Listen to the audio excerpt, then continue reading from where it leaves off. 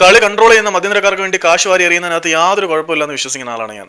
അതുകൊണ്ട് തന്നെ മിക്ക ടീമുകളും മധ്യനിര താരങ്ങളെ സ്വന്തമാക്കാൻ വേണ്ടി ആവശ്യത്തിന് കാശ് വാരി എറിയുന്നുണ്ട്. കേരള ബ്ലാസ്റ്റേഴ്സിൽ നിന്നും ജീക്സൺ സിംഗ് ധർമ്മത്തിന് ഈസ്റ്റ് ബംഗാൾ സ്വന്തമാക്കിയത് ഇന്ത്യൻ ഫുട്ബോളിന്റെ ചരിത്രത്തിലെ ഏറ്റവും വലിയ ട്രാൻസ്ഫർ ഫീസ് കൊടുത്തതാണ്. കേരളത്തിന് 3 കോടിയിലധികം രൂപയാണ് ഒരു ട്രാൻസ്ഫറിലൂടെ കിട്ടിയത്.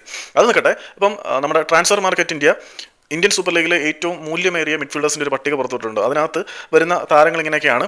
ഒന്നാം സ്ഥാനത്ത് വരുന്നത് മോഹൻ ബഗാൻ സൂപ്പർ ജയൻസിന്റെ ദിമിത്രി പെട്രോസ് ആണ്. പുള്ളിയുടെ മാർക്കറ്റ് വാല്യൂ വന്നിട്ട് 7.2 കോടിയാണ്. രണ്ടാം സ്ഥാനത്ത് കേരള ബ്ലാസ്റ്റേഴ്സിന്റെ അഡ്രിയാൻ ലൂണ, അദ്ദേഹത്തിന്റെ മാർക്കറ്റ് വാല്യൂ വന്നിട്ട് 6.4 കോടി. മൂന്നാം സ്ഥാനത്ത് മുംബൈ സിറ്റി എഫ് സിയുടെ ജോൺ ടോറൽ 5.6 കോടി. ഈ ഒരു സീസൺ കഴിയുമ്പോഴത്തേക്ക് ടോറലിന്റെ മാർക്കറ്റ് വാല്യൂ കൂടുമെന്നാണ് ഞാൻ വിശ്വസിക്കുന്നത്. കാരണം പ്രീ സീസണിലൊക്കെ ഒരു രക്ഷയില്ലാത്ത പ്രകടനമാണ് ജോൺ ടോറൽ കാഴ്ചവെച്ചുകൊണ്ടിരിക്കുന്നത്. പിന്നെ നാലാം സ്ഥാനത്ത് ഹ്യൂഗോ തോമസ് എന്ന ഇന്ത്യ കണ്ട ഏറ്റവും മികച്ച അറ്റാക്കിംഗ് മിഡ്ഫീൽഡർ, പുള്ളിയുടെ മാർക്കറ്റ് വാല്യൂ വന്നിട്ട് 5.6 കോടിയാണ്. അഞ്ചാം സ്ഥാനത്ത് ഈസ്റ്റ് ബംഗാൾ എഫ് സിയുടെ തലാലാണ്. തലാലിന്റെ മാർക്കറ്റ് വാല്യൂ 4 കോടിയാണ്. ആറാം സ്ഥാനത്ത് പഞ്ചാബ് എഫ് സിയുടെ ഫിലിപ്പാണ്, പുള്ളിയുടെ മാർക്കറ്റ് വാല്യൂ വന്നിട്ട് 4 കോടിയാണ്. ഏഴാം സ്ഥാനത്ത് മുംബൈ സിറ്റി എഫ് സിയുടെ വാൻ നൈഫ് ആണ്. യോമാൻ നൈഫിന്റെ മാർക്കറ്റ് വാല്യൂ 3.6 കോടി.